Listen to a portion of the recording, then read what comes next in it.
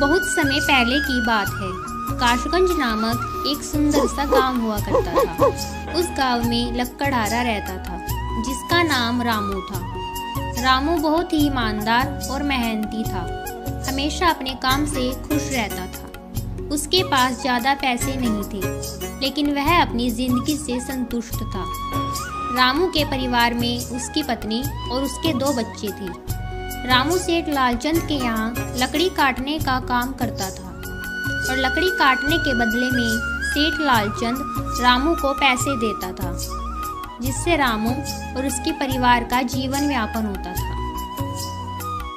सुमन, मैं काम पे जा रहा हूँ। आज बहुत देर हो गया है, तो तुम बच्चों को स्कूल छोड़ाना। जी, स्कूल तो मैं छोड़ाऊंगी, लेकिन मोनू और चिंकी पिछले 2 दिन से कह रहे हैं कि उनके स्कूल की टीचर स्कूल की फीस मंगा रही है। हाँ, तो जाकर दे आओ ना स्कूल की फीस। अजी, कहाँ से दूं? आप जो पगार लाते हैं उसमें मुश्किल से तो घर चल पाता है। अब उतनी सी तनख्वाह में मैं बच्चों की फीस का इंतजाम कैसे करूं? अजी, मैं एक बात आपसे साफ साफ कह देती हूँ। सेठ लालचंद जी से पगार बढ़ाने की बात करिए। दिन पर दिन खर्च बढ़ता जा रहा है। बाजार में अगर सब्जी लेने निकलो तो सब्जियों के दाम आसमान छू रहे हैं, और बच्चों की पढ़ाई का खर्चा और घर का खर्चा अब इतनी कम तनख्वाह में कैसे गुजारा होगा? अच्छा ठीक है, मैं आज ही सेठ जी से अपनी पगार बढ़ाने की बात करूँगा। इतना कहकर रामू काम पर चला जाता है। अरे भाई, आज तो पगार का दिन है। तुम देखना, आज ये सेठ लालचंद कोई ना कोई तो लफड़ा जरूर करेगा। ये सेठ लालचंद हमेशा कोई ना कोई बहाना बनाकर पगार कम कर देता है। और पिछली बार भाइयों, इसने मेरी आधी पगार काट ली थी, ये कहकर कि जो मैंने उनसे 200 रुपये उधार लिया था उन पर ब्याज बढ़कर 1000 हो गया है, इसलिए मैं तुम्हारी पगार में से 1000 रुपये काट रहा हूँ। ये सेठ लालचंद एक नंबर का घटिया आदमी है भाई लोग। हाँ भाई अरिया, तुम ठीक कहते हो। ये सेठ लालचंद एक नंबर का लालची और धोखेबाज और मक्कार किस्म का आदमी है। एक तो ये सेठ लालचंद हमसे दोगुना काम करवाता है और फिर बदले में पैसे भी पूरे नहीं देता। हाँ भाई, पिछली बार तो सेठ लालचंद ने मेरे भी पैसे काट लिए थे। मैंने तो बस 2 छुट्टी ली थी क्योंकि मेरी बिटिया बीमार थी, और इस सेठ लालचंद ने इसी चीज़ का फ़ायदा उठाकर मेरी पूरी आधी पगार काट ली। भाइयों, तुम यकीन नहीं मानोगे, मैं रोज़ भगवान से प्रार्थना करता हूँ कि ये सेठ लालचंद बहुत बड़े बड़े प्लास्टिक के कीड़े पड़कर मरे। हे भगवान, इस बार ये सेठ लालचंद मेरी पूरी पगार दे दे ताकि मैं अपने बच्चों की स्कूल की फीस भर सकूं।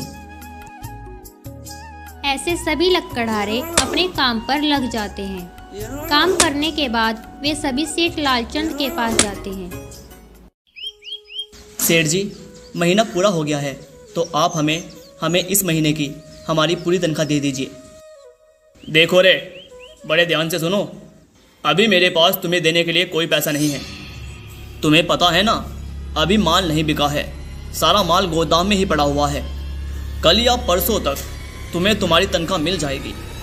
पर सेठ जी, अभी हमारे पास बिल्कुल पैसे नहीं बचे हैं। घर का राशन भी लाना है और मुझे अपने बच्चों के स्कूल की फीस भी भरनी है। अरे मैंने कहा तो सही, 1-2 दिन रुक जाओ, कल या परसों तक पैसे मिल जाएंगे। अभी मेरे पास पैसे नहीं हैं, समझ आई बात?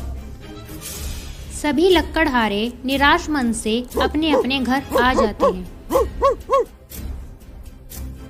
जी, क्या हुआ? इस बार कितना पगार मिला है? सुमन, अभी कोई पगार नहीं मिला है। सेठ जी ने कहा है कि 1-2 दिन रुक जाओ, उसके बाद पगार मिलेगा। पगार नहीं मिला? आपको तो पता है ना बच्चों की फीस भरनी है। इनकी स्कूल टीचर ने आज साफ साफ चेतावनी दे दी है कि अगर कल फीस नहीं लाई तो बच्चों को घर पर ही बिठा लेना। अब बताओ मैं क्या करूं? मैं क्या करूं सुमन, ये सेठ लालचंद कभी टाइम पर पैसे देता ही नहीं है। 1-2 दिन की ही तो बात है, चलो देख लेते हैं। ऐसे ही 2 दिन गुजर जाते हैं। 2 दिन बाद सेठ लालचंद सबको पगार देता है। अरे हरिया, ये लो अपने इस महीने की पगार। सेठ जी, ये तो बस 2000 हैं। इस महीने तो मैंने 3000 का काम किया है ना? हाँ बे, काम तो किया है, पर तूने एक एक घंटे आराम भी तो किया है। ये पैसे मैंने तेरे उसी आराम के काटे हैं। सेठ जी, पर आपने तो कहा था कि 1 महीने के 3,000 रुपये मिलेंगे 8 घंटे काम करने के, और मैंने तो पूरे 8 घंटे काम किया है सेठ जी, बस 1 घंटा आराम किया है। देख भाई हरिया, तुम मुझे ज़्यादा हिसाब किताब मत समझा। ये 2,000 रुपये रख, और अगर नहीं चाहिए तो कहीं और काम ढूंढ ले।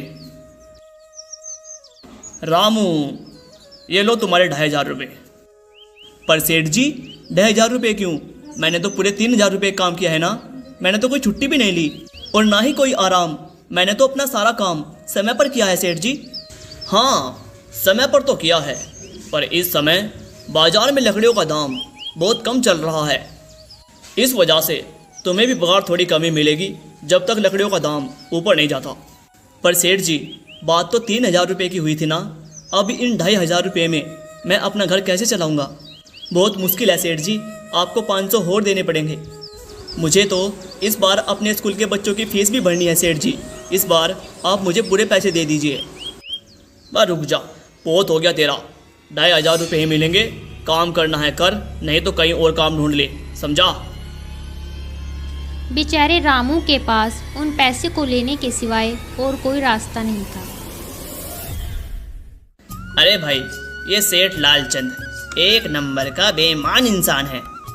हमारे खून पसीने की मेहनत के पैसे काटकर अपनी जेबें भरता है और बहाने बनाता है कि लकड़ियों के दाम कम हो गए। देखना, किसी न किसी दिन हम गरीबों की इसे जरूर हाय लगेगी। कीड़े पड़ के मरेगा सुअर कहीं का। नहीं हरिया, ऐसा नहीं बोलते, वो हमारे अन्नदाता हैं। आखिर उन्हीं की वजह से तो हमारा घर चलता है। अरे काहे का अन्नदाता? काम के पूरे पैसे तो देता नहीं है। पूरा महीना खून पसीना एक करके मेहनत करते हैं हम लोग, और पैसे के नाम पे क्या मिलता है? ये 2,000 रुपये। इसमें घर का खर्चा हम कैसे चलाएं? ऐसे तो हम कभी तरक्की नहीं कर पाएंगे। और हम कर भी क्या सकते हैं हरिया भाई? लकड़ी काटने के अलावा हमें कुछ और काम आता भी तो नहीं है।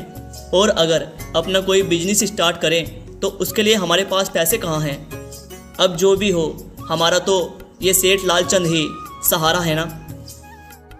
कुछ देर बातें करने के बाद सारे अपने घर की ओर निकल पड़ते हैं। जी आ गए आप? कितनी पगार मिला है? सुमन, सेठ जी ने इस बार बस 2,500 रुपये ही दिए हैं। बस 2,500? इतने में कैसे घर चलाएंगे? बच्चों की फीस में ही 1,000 रुपये निकल जाएंगे, फिर 1,500 में क्या क्या करेंगे? अब मैं तुम्हें क्या कहूँ सुमन, अब तुम्हें इन्हीं में गुजारा करना होगा। सबसे पहले तुम बच्चों के स्कूल की फीस भर देना, इसके बाद बाकी का मैं कुछ देखता हूँ। अजी आप क्या देख लोगे? सेठ जी से तो पूरे पैसे मांगे नहीं गए आपसे। नहीं सुमन, मैंने सेठ जी से पूरे पैसे मांगे थे, लेकिन सेठ जी ने साफ इनकार कर दिया। सेठ जी ने मुझे साफ साफ कहा कि ये 2,500 लेने हैं लो, वरना कहीं और काम ढूंढ लो।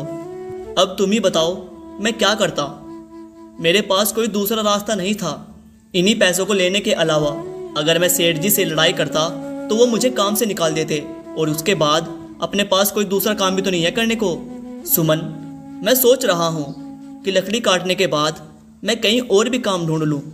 सेठ जी के यहाँ से काम से आने के बाद मैं कहीं और भी काम किया करूँगा। इससे मैं कुछ ज़्यादा पैसे कमा पाऊँगा।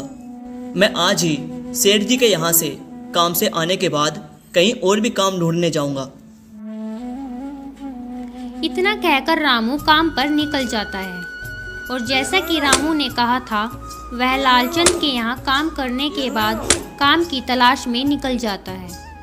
रामू पूरे गांव में काम ढूंढता है, दुकानों दुकानों पर जाकर लोगों से काम मांगता है, मगर हर जगह रामू को केवल निराशा ही हाथ लगती है।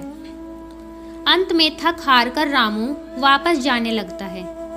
तभी वह देखता है कि बहुत सारी भैंसों का झुंड उसकी तरफ दौड़े आ रहा है।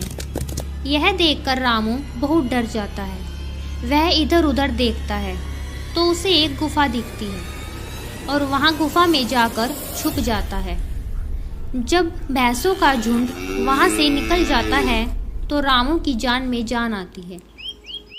हे भगवान, आज तो बाल बाल बच गया मैं, नहीं तो ये भैंसे मुझे अपने पैरों के नीचे कुचल ही देते।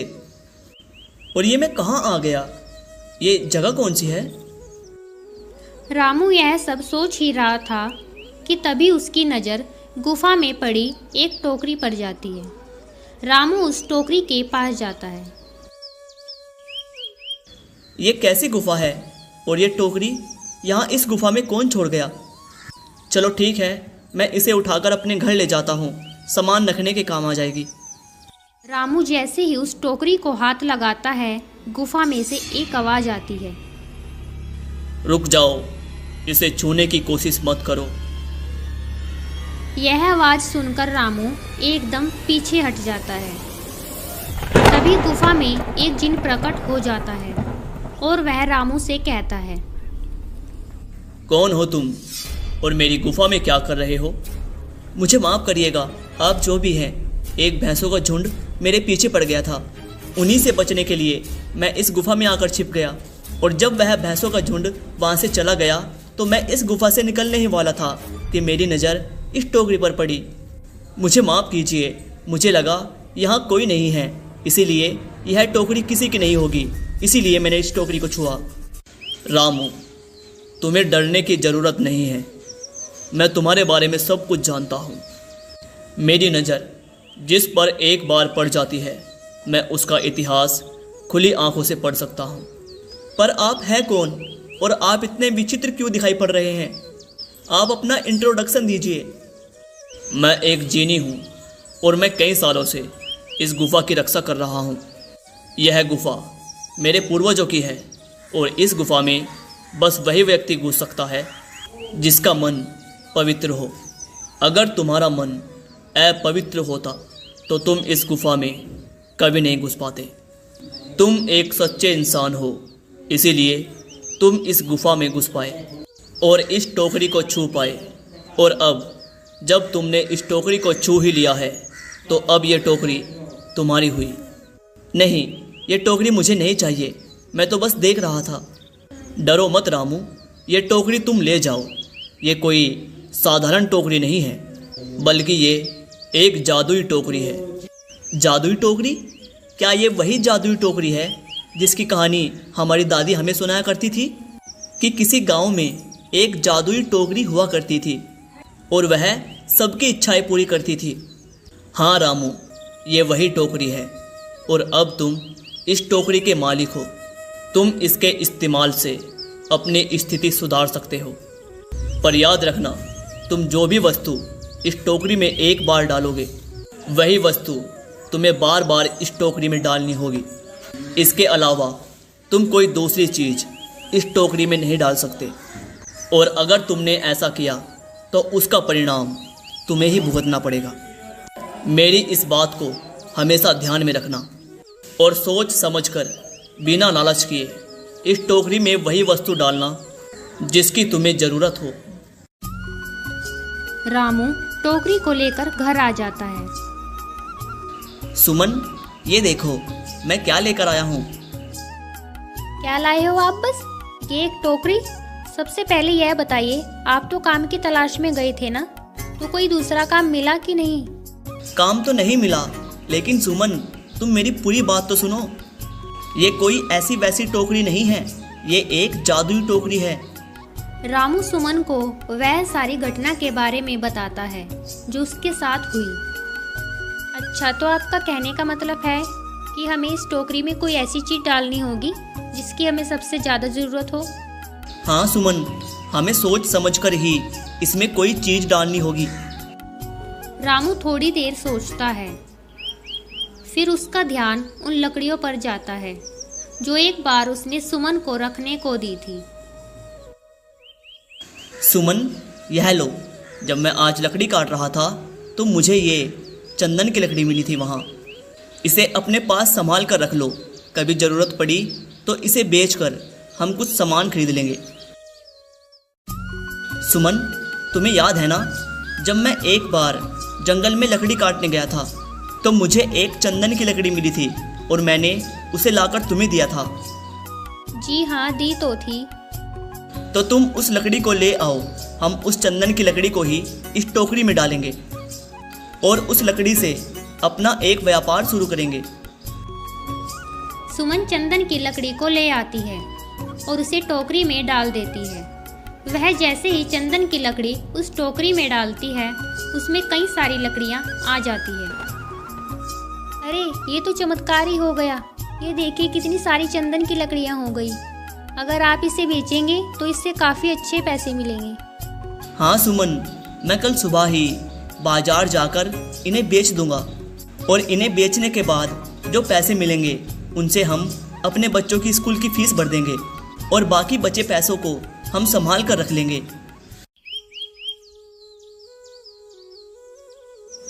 अगले दिन रामू लालचंद सेठ के यहाँ काम पर ना जाकर चंदन की लकड़ियों को बेचने के लिए बाजार में निकल पड़ता है। वहाँ पर रामू चंदन की लकड़ियों को बहुत ही कम दामों में बेचता है, जिसकी वजह से आम लोगों के साथ साथ बड़े व्यापारियों ने भी रामू से चंदन की लकड़ियाँ खरीदी। लकड़ियों को बेचकर उसे काफ़ी अच्छे पैसे मिले। पैसों को लेकर रामू घर आ जाता है। ये देखो सुमन, उन लकड़ियों को बेचकर मुझे कितने अच्छे पैसे मिले हैं। इनमें से स्कूल की फीस निकालकर तुम बच्चों की फीस भर देना और बाकी के पैसे संभाल कर रख देना। अच्छा सरला, तो अब मैं काम पर जाता हूँ। अजी आपके पास तो अभी ये जादुई टोकरी है, तो अब आपको सेठ लालचंद के यहाँ काम करने की क्या ज़रूरत है? हाँ सुमन, मैं सेठ लालचंद के यहाँ काम पर नहीं जा रहा। मैं तो जो वहाँ पर मेरे मित्र बंधु लक्कड़हारे काम कर रहे हैं उन्हें ये खुशखबरी देने जा रहा हूँ, क्योंकि सेठ जी से मेरे साथ साथ वह लक्कड़हारे भी बहुत परेशान हैं। इसलिए अगर मेरा भला हो रहा है तो क्यों ना मैं उन सब का भी भला करूँ।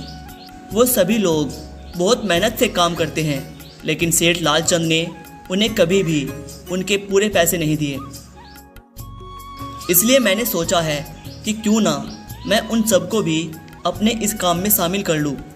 हाँ जी, बात तो आपकी बिल्कुल सही है। अगर आप सभी लोग एक साथ मिलकर काम करेंगे तो हम सब बहुत जल्द ही तरक्की हासिल कर लेंगे। इस तरह रामू सभी लक्कड़हारों के पास जाता है और अपनी जादुई टोकरी के बारे में बताता है। देखो भाई लोग, अगर तुम मेरे साथ काम करना चाहते हो तो कर सकते हो। मैं तुम्हें उस लालचंद से ज़्यादा पैसे दूंगा और हम बराबर मेहनत किया करेंगे और जो भी मुनाफा होगा उसे भी बराबर में बांट लिया करेंगे। सभी रामू की इस बात से बहुत खुश होते हैं और अगले दिन से ही वह रामू के साथ काम में जुट जाते हैं। सभी लक्कड़हारे मिलकर चंदन की लकड़ियों को बाजार में बेचने का काम करते हैं। ऐसे ही 2-3 दिन गुजर जाते हैं और सेठ लालचंद देखता है कि कोई भी लक्कड़हारा उसके यहाँ काम पर नहीं आ रहा है, तो वह अपने नौकर से पूछता है, अरे बिरजू, ये सारे लक्कड़हारे कहाँ मर गए? 2 दिन से काम पे नहीं आ रहे। मेरा सारा काम ऐसे ही पड़ा है, क्या इन्हें काम नहीं करना? और कहीं इन्होंने मेरे यहाँ से काम छोड़ तो नहीं दिया? सेठ जी, मुझे इस बारे में कुछ नहीं पता।